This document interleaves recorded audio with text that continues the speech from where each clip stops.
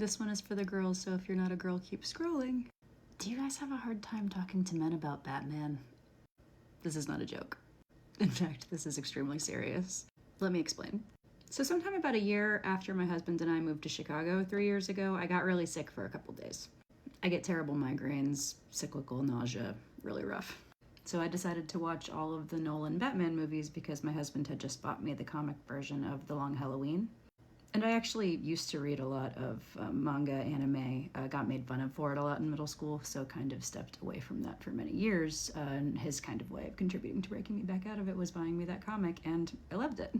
I'm a subject matter expert about fraud and corruption, particularly in justice systems. I used to write specifically about that at a writing job in a past life.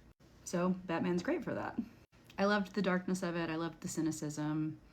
And so when I decided to rewatch the Nolan movies, which I'd seen all of them, imagine my surprise when I rewatched Batman Begins for the first time in a couple years, and I realized Bruce Wayne, son of much beloved billionaires in the city of Gotham, basically dedicates his whole life to revenge, goes to what I guess looks like the Himalayas or something, and trains to fight with like an ancient, mysterious battle master, Liam Neeson, who, not to spoil anything, turns out to be the bad guy at the end of the movie.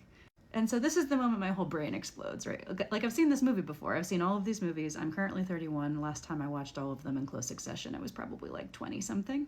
So I'm just like, wait, Batman got trained by the bad guy? And then it all starts breaking down.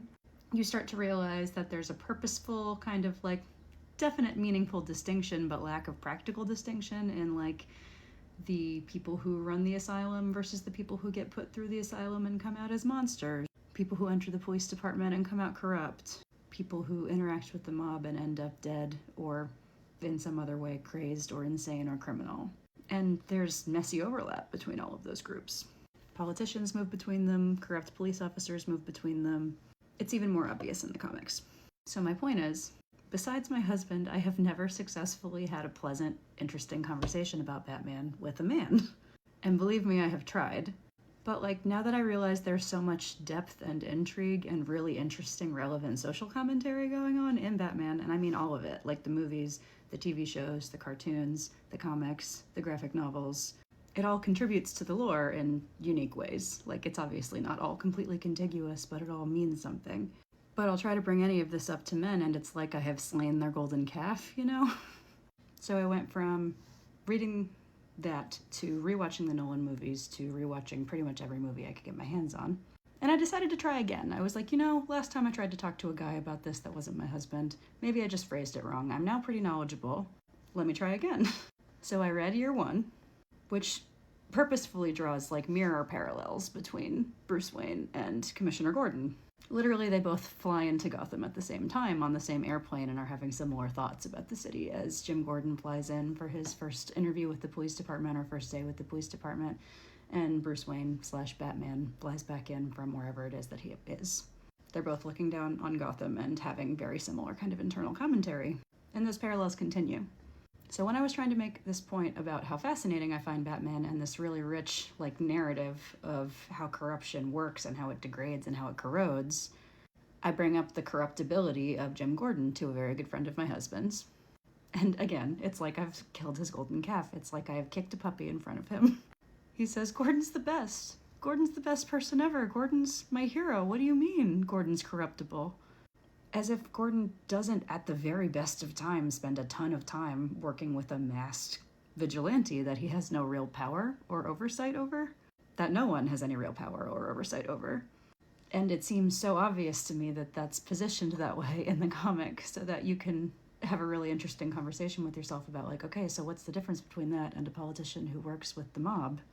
Or a mental health professional or a hospital administrator that works with the police to keep someone in Arkham Asylum for longer or get them out of Arkham Asylum before they're ready to go. Uma Thurman's Poison Ivy got thrown into a vat of acid by a boss that she refused to sleep with, and that experience turns her into a supervillain. They all have stories like that. Harvey Dent. I believe in Harvey Dent.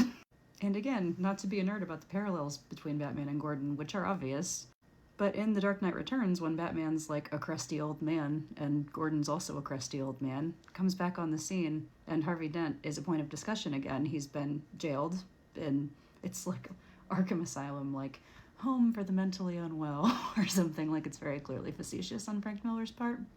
And Bruce Wayne pays for his reconstructive surgery that gets his face fixed because Bruce Wayne believes that Harvey Dent is able to be rehabilitated and Jim Gordon disagrees. Anyway, not to wax philosophic, although I could for hours and would love to with anyone. But yeah, girls, talk to me about Batman. Let's do this. Batman's for the girls.